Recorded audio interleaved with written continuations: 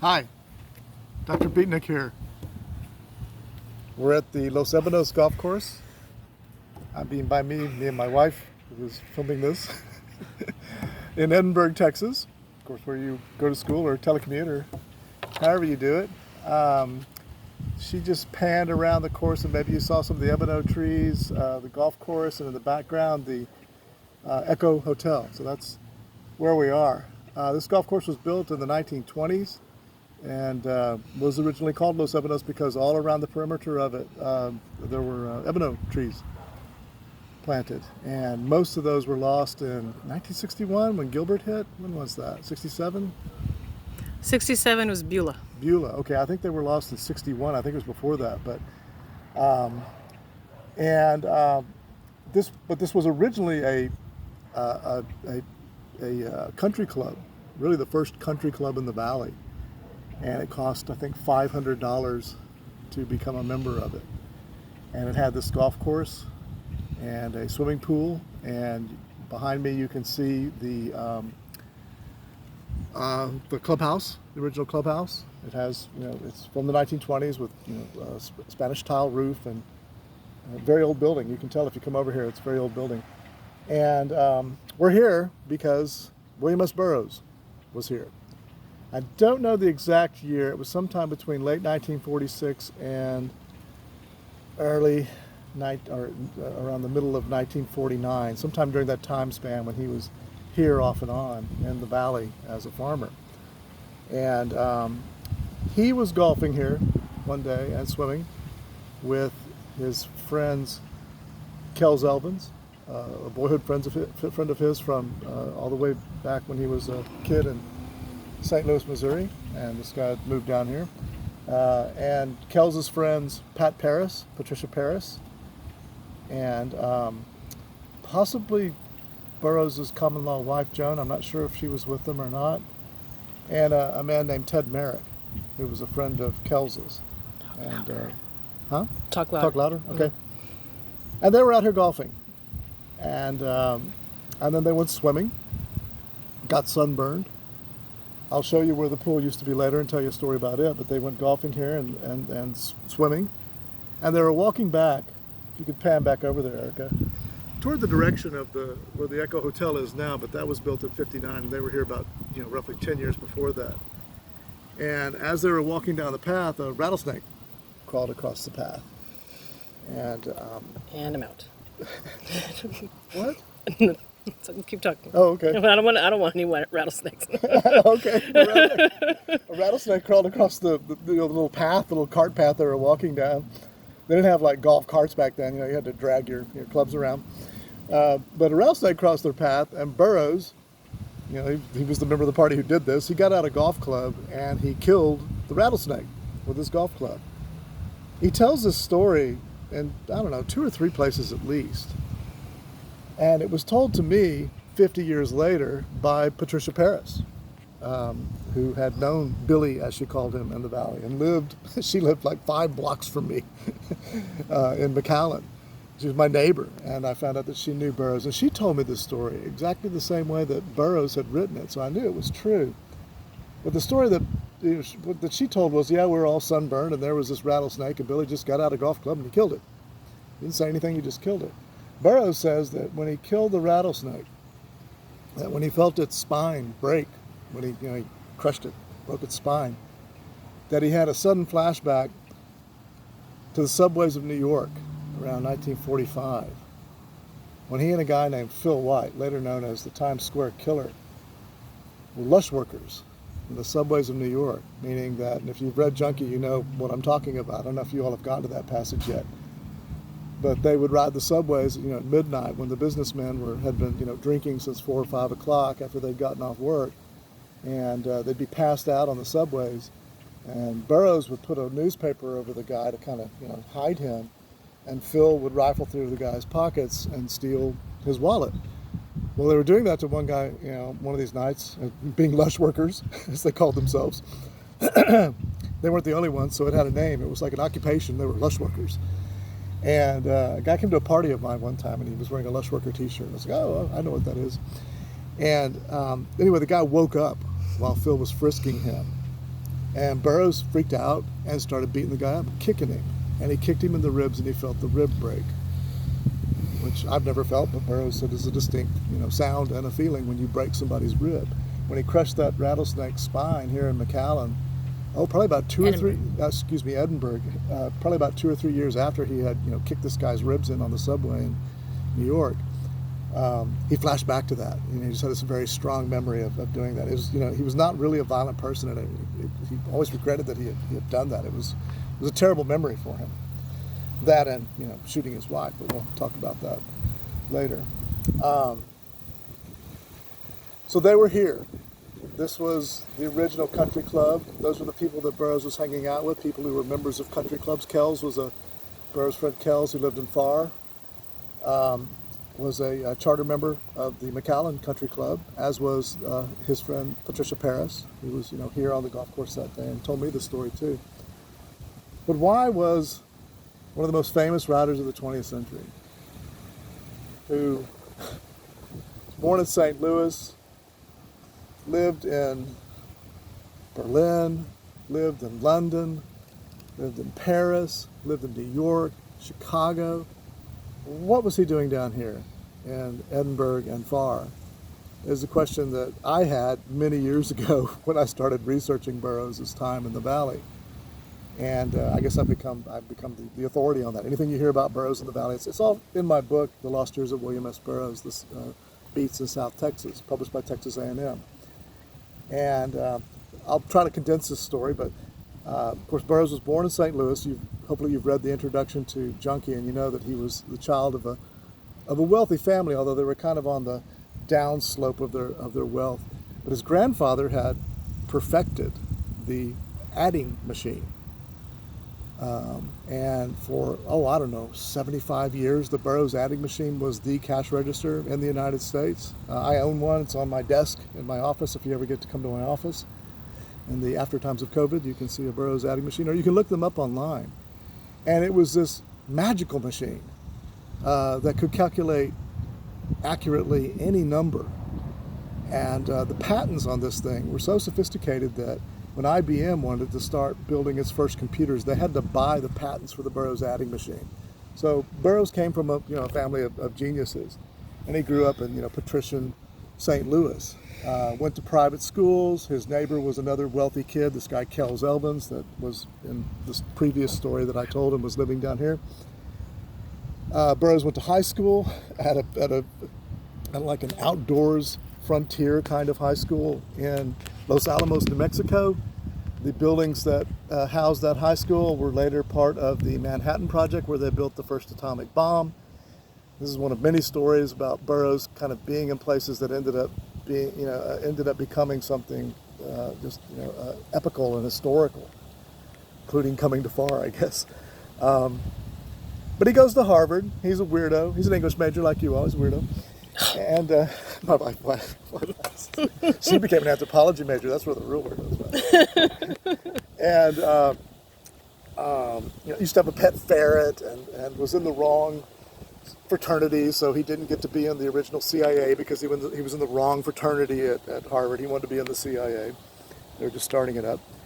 And did some medical school in Vienna, in Austria. About 9 months of medical school. He was there when the Nazis were first rising. He, out of pity and out of friendship, he married a young Austrian woman who was Jewish to get her out of the country, brought her back to New York, didn't speak to her for 12 years.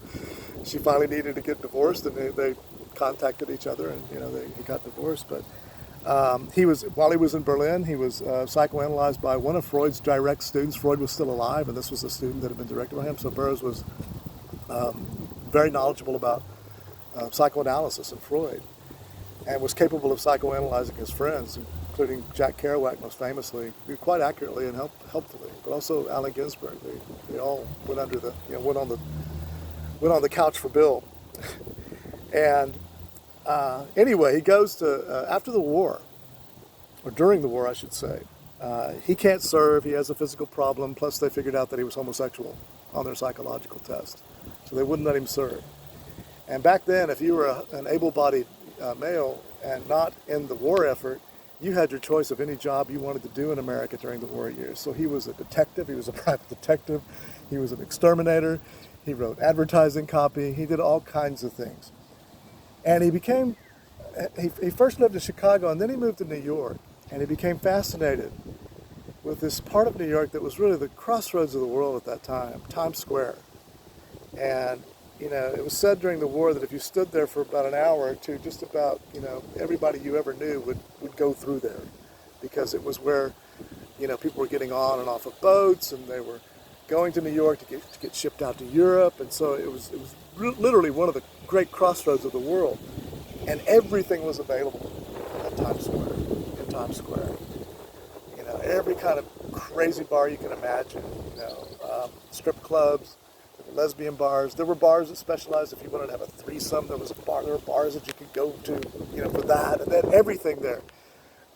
When Kinsey was developing his sex survey, he went to the bars in Times Square, because there you could find people who would tell you about, explicitly their sexual relations, and he needed data, and you had to find people that would talk about that stuff. Well, Times Square was the seediest place in America.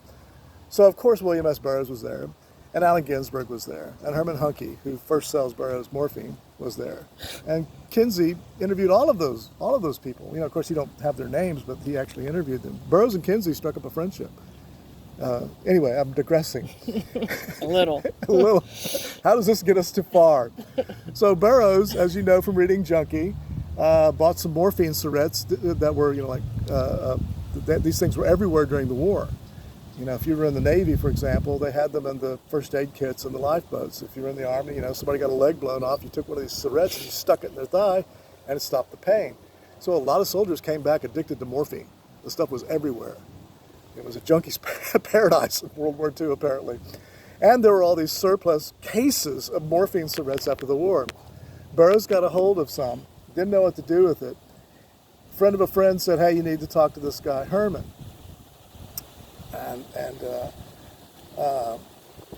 And so he goes to this guy. His name's actually Hunky. He calls him Herman, I think, in Junkie. And Hunky says, yeah, I'll take him. Can you get any more? So the next day Burroughs goes and gets some more. He gets a machine gun and some more morphine syringes. And he goes to these black market guys.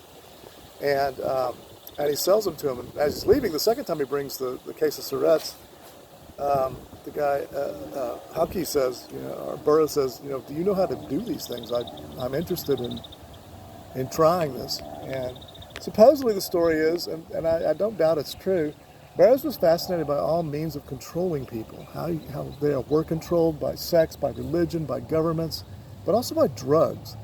And he wanted to have the experience of taking a habit-forming drug, just to see how it controlled him, is what he said. I think he was just doing it for kicks, but that's what he said. We always have justifications for these things.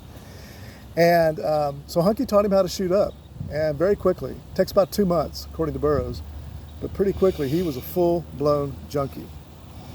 And he's one of the very few famous writers you'll ever hear of who was a full-blown junkie and came back from it and was able to live a long life and still write. But Burroughs never really did kick junk.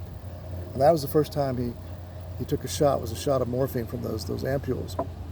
And so he was a full-blown junkie. And his parents were sending him money, but he didn't have enough money to keep up his habit, so they became, as I was describing earlier, lush workers. That's when he kicked the guy's rib in. And they started going to doctors to try to get fake prescriptions, and Herbert Hunky stole a prescription pad one time, stole the prescription pad and started writing out scripts, forging the doctor's name. He gave one of those prescription pads to Burroughs. Burroughs wrote out a prescription for Dilaudid, but he misspelled it. He spelled it D-I-L-L-A-U-D-I-D. It only has one L.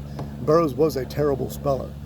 And some smart pharmacist saw the misspelling and was like, who are these guys? And they probably looked pretty shady anyway. Called the cops. Burroughs was, I think, 29 or 30 years old. How old was he? Yeah, something like that, about 30 years old. Never really had a steady job. Had no real career. He was a Harvard graduate, but he really was, had nothing. He was a junkie.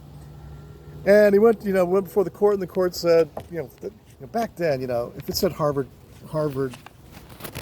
graduate on your, your sheet and, rich family in St. Louis. Well, the judge sentenced him to go back home and live with his parents because he had no previous criminal record. So he goes back home to St. Louis, and it's about Christmas time, and he runs into his old friend Kells Elvins, all right, Kells, Elvins. Elvins had been a Marine during World War II, got a Purple Heart. He had been wounded in action, and came back from the Marines with a bad, what did he have?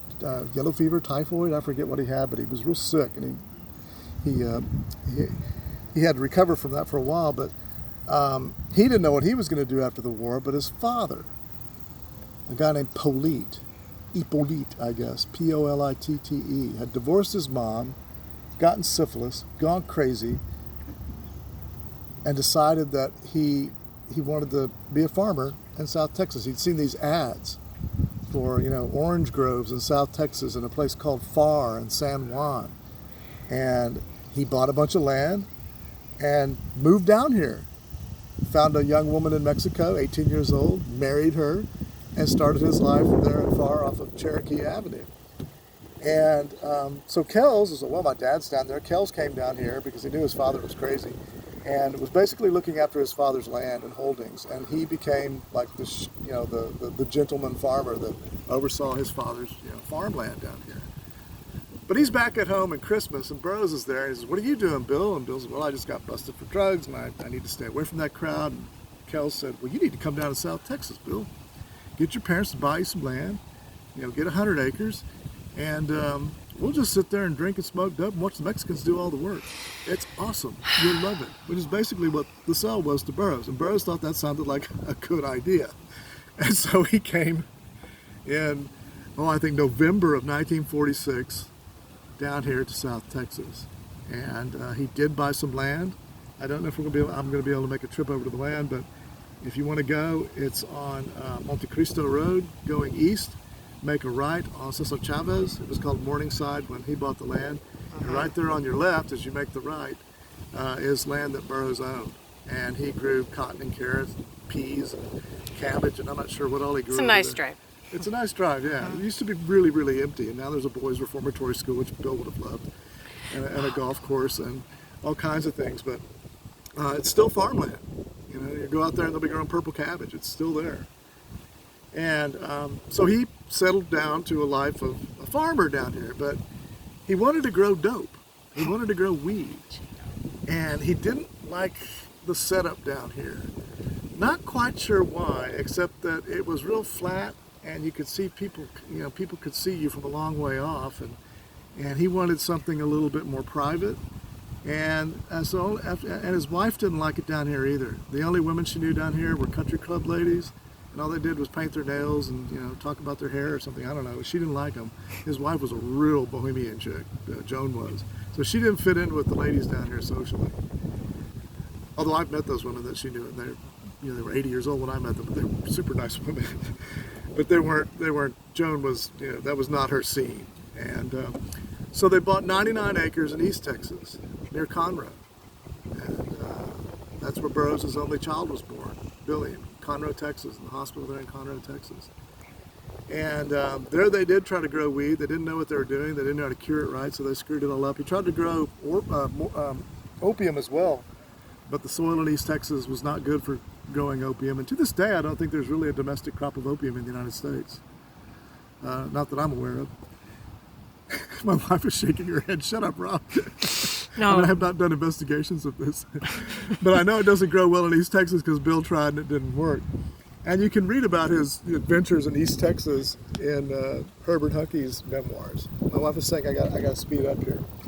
So Bill had land down here, and so from 1946 to 1949, he would periodically come back and forth to the valley. The longest stretch of time he lived in the valley was in 1949. He lived here for about 6 or 7 months. And he writes about that in Junkie. You'll get toward the end of Junkie, and Burroughs talks about his farming exploits. That was originally cut out of Junkie because the publisher, A.S. Wynn, didn't see the connection between heroin addiction and raising cotton. But Burroughs always said that he was much more honest, he felt, as a heroin dealer than he ever was as a cotton farmer. I'll talk about that later. why he would say that, but it's kind of true in a way. And so he's here for that time period, and then he had a warrant for his arrest in Louisiana, and he had a lawyer there named Tige. He was trying to get him off the charges, and if these charges stuck, he was going to go to a really, really bad prison in Louisiana, and he didn't want to go. So his lawyer said, I heard of a fella in your same circumstance, and he went down and lived in South Texas, and then, before his case came up, he jumped the puddle, went over to Mexico, and disappeared. So one of the reasons Burroughs was living down here was in case if his court case went bad and went sour, he could escape to Mexico. So he was a true outlaw. We're talking about one of the most famous writers of the 20th century, but man, he really was a criminal, and he really was an outlaw. And where did outlaws go back then? They went to the Texas border. And if they had to, they jumped over into Mexico, or like Butch Cassidy and the Sundance Kid, they went even further south, into, I don't know where they went. They went to Nicaragua or somewhere. I don't know where they went, but they went way down into South America, Central America. And there are many, many, many stories I could tell you about the crazy and stupid things that these crazy, crazy, intelligent, self-destructive, beautiful men and women, all Anglos, and crazy, crazy, crazy people down here in the valley, and running the place. Because back then, and there's I'm trying to remember the name of the book, but there's a book by a guy down here, I'm forgetting the name of it. But he said living down here in the 20s and 30s, he said, just by virtue of the fact, it's called Southwest, the book's called Southwest, just by virtue of the fact that you were white, you were king down here. Whereas anywhere else, a lot of these people, he said, a lot of these white people, they'd be fourth-class citizens anywhere else, but they could come down here and they could just lord it over people. So it was a very, very segregated, racist valley with these, with a lot of rich people and a lot of poor Mexican laborers. If you could pan over there quickly, Erica, there's a cement slab you can see over there. That was the swimming pool where Burroughs got sunburned the day he killed the rattlesnake. It had a diving board. So it had a deep end.